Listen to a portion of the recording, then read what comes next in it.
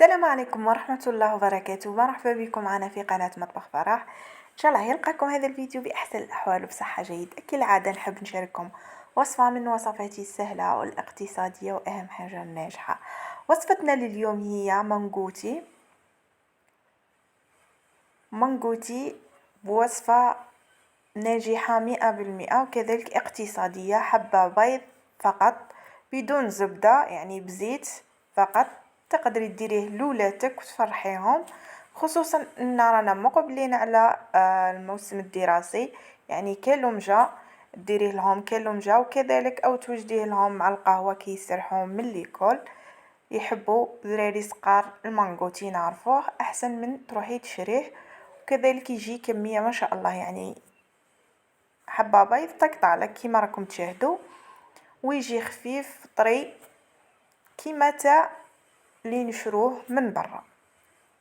برك اللي دخل عندنا جديد للقناة كالعادة نذكركم ما تبخلوناش باللي لايك والاشتراك وتفعيل الجرس باش يوصلكم كل جديد ننزلوه. تعليقكم ارائكم. نبداو على بركة الله. بسم الله. عندي حبة بيض بحرارة الغرفة، ملعقة فاني او فانيلا،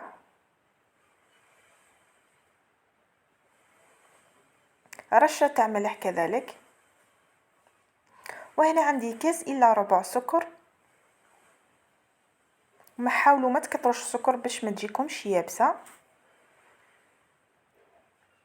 وهنا خلطت بالباتور، واللي ما عندوش الباتور يقدر يخلط بالفوي فقط. حتى ونظن انه كل بيت متوفر فيه الباتور حاليا، يعني في هذا الوقت يعني. وهنا عندي كاس الا ربع كذلك حليب، حليب فاتر، يعني مش سخون ومشي بارد، يعني تسخنيه شوية فقط وضيفيه تدريجيا. وكذلك عندي هنا نصف كاس او اقل من نصف كاس زيت، تضيفيه تدريجيا وتواصلي بالتخلاط بالباتور. المقادير راح نخليها لكم في صندوق الوصف كذلك. وهنا كما تشاهدوا الزيت ضفتو تدريجيا. والفرينه هنايا انا جاوني 2 كيسان فرينه. نقرب له الكاس الاول نضيفوه مره واحده،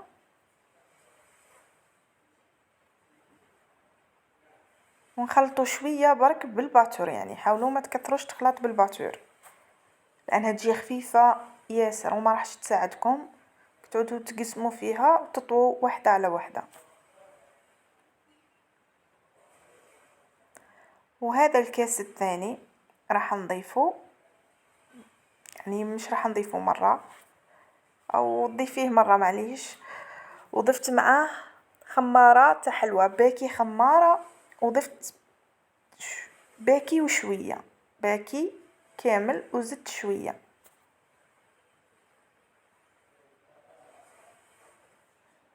وهنا كيما قلت لكم تخلطوا قشويه برك بالباتور، ولا ترجعوا تخلطوا بالفوي احسن. كيما تشاهدوا الفرينه انا ما درتهاش مره، الكاس الثاني ما درتوش مره واحده، درتو على مرتين. وكذلك ضفت ملعقه لانه الفرينه تاعي تشرب.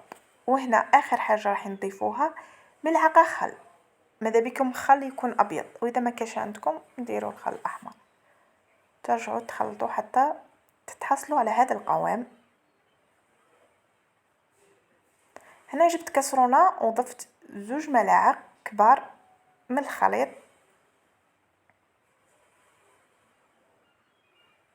هنا من بعد راح نتعرفوا واش راح ندير بهذو 2 مغارف، يعني راح نزينوا بهم. ضفت لهم ملعقه كاكاو نوار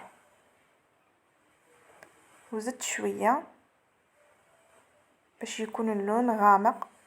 وضفت كذلك ملعقه حليب، ملعقه صغيره فقط، ونخلطه حتى يتلون بالكاكاو.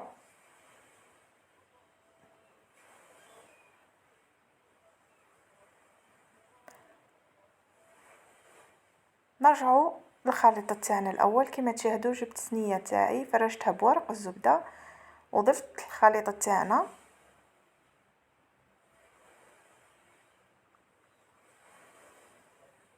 نحاول نفرش كامل هذاك الخليط مع البلا وورق الزبده. كما تشاهدوا هنا حاولت نفرشو بهذيك سباتولا، ساعدتني حتى كي تخلوه شويه راح يمشي وحده مع السنيوه كامل. وهنا الخليط اللي درتو تاع الكاكاو كما تشاهدوا نديروه من فوق على شكل خطوط للتزيين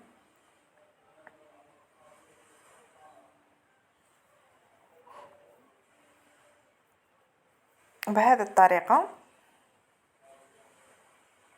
وهنا جبت العمود تاع شوا وديروه هنا على شكل ملفاي، يعني رايح جاي حتى تشكل عندكم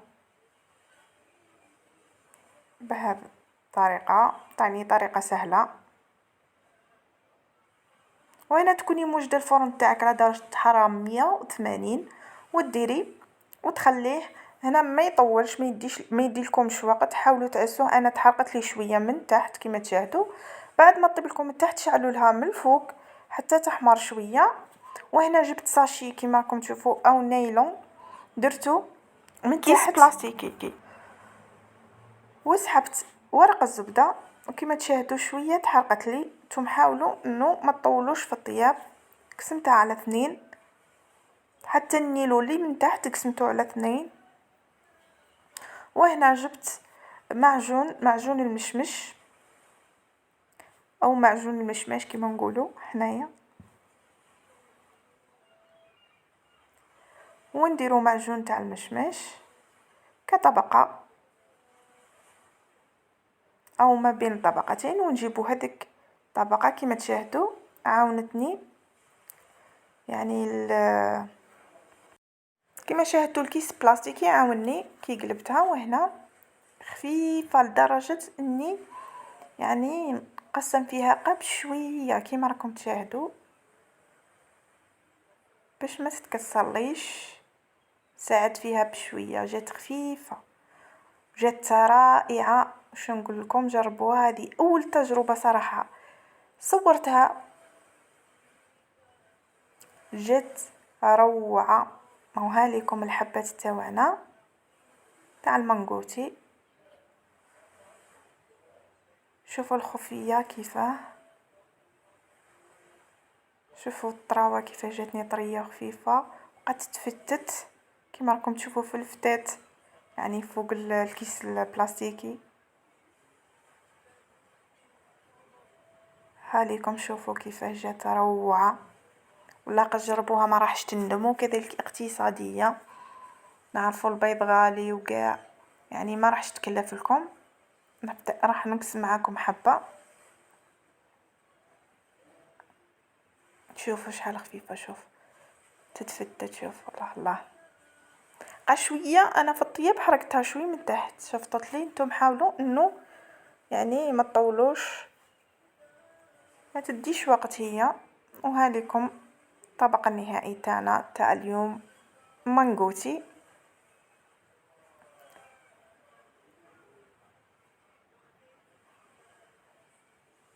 ان شاء الله وصفة اليوم تكون نالت اعجابكم، وما تبخلوناش اللي دخل عندنا جديد نقولوا له ما تبخلناش باللايك والاشتراك باش تكبر القناة، وكذلك تعليقكم.